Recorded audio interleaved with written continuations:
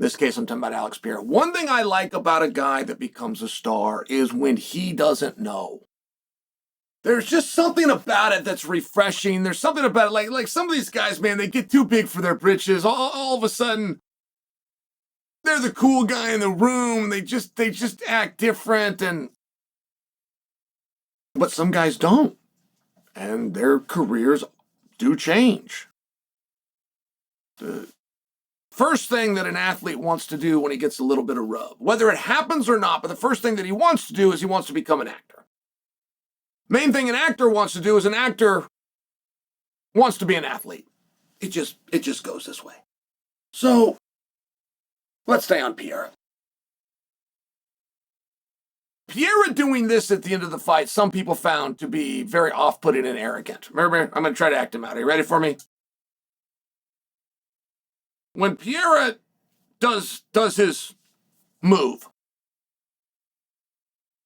it wasn't bad sportsmanship. It really showed you that you have a guy that's a multiple-time champion of the world in 2 different sports. Don't forget the success that he had in kickboxing. Who's not done winning.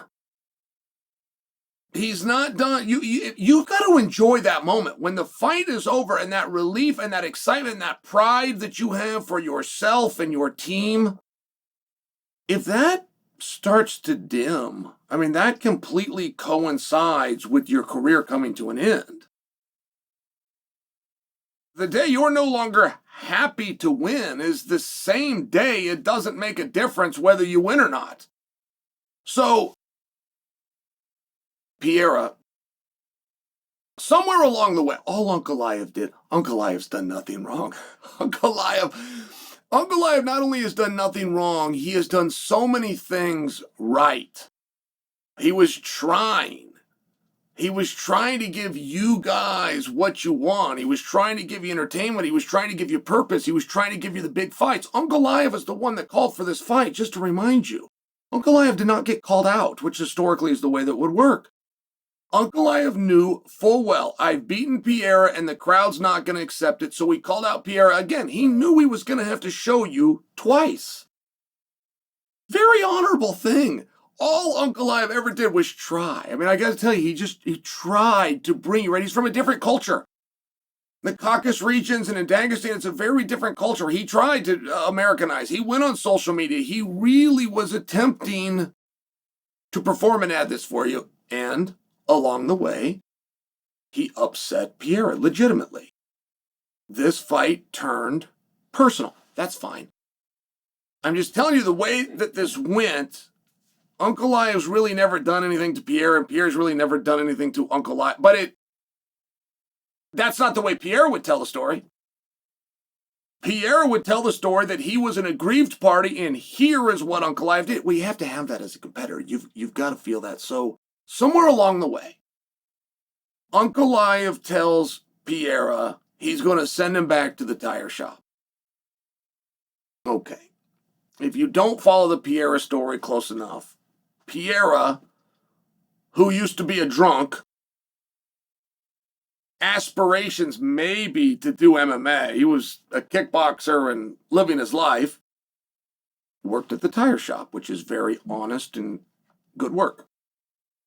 But he has returned to the tire shop. Like after he became champion, his return to those guys. He's even put in a day's work and changed tires. You know, he went back to his roots. But that wasn't for a performance, or that wasn't like to attempt to tell a story to you, the audience, and get some social media clicks. That was real.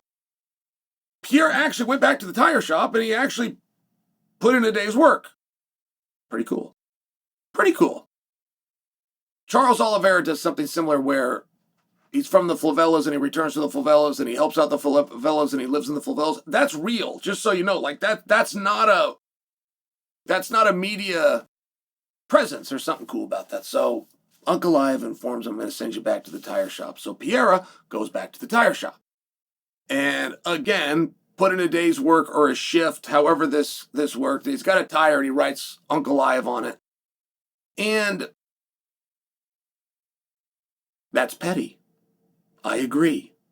I agree that that's petty. And I'm aware that's going to turn some of you off. But it's important. It really is. It's important to not lose the pettiness. Adesanya, when he beat Pereira, mocked. I don't know of a nicer word. Mocked Pereira's son.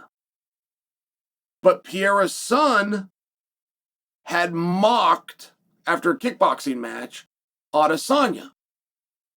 So Adesanya, in front of the whole world, goes to a minor whose hero, his father, is unconscious, and mocks him? Gives him a receipt. And Izzy talked about it.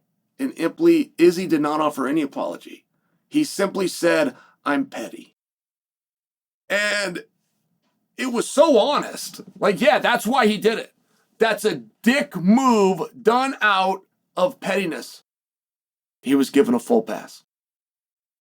Everybody looked at that and go, oh, okay, well, yeah. Well, at least he knows. And then they just move on. And those two have tried to get it right. They've tried to like form and it's just not going to work between them, right? And there's some rivalries we don't ever need resolution to.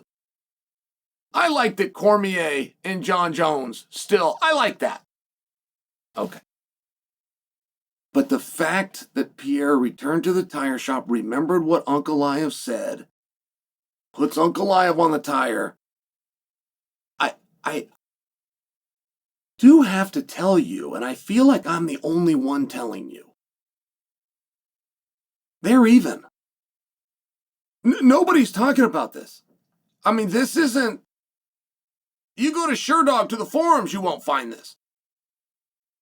If the underground was still, there's not a threat. This isn't a thing. Talking about them going to a trilogy fight, talking to them going into part 3. Hey, listen, we like this Jon Jones business.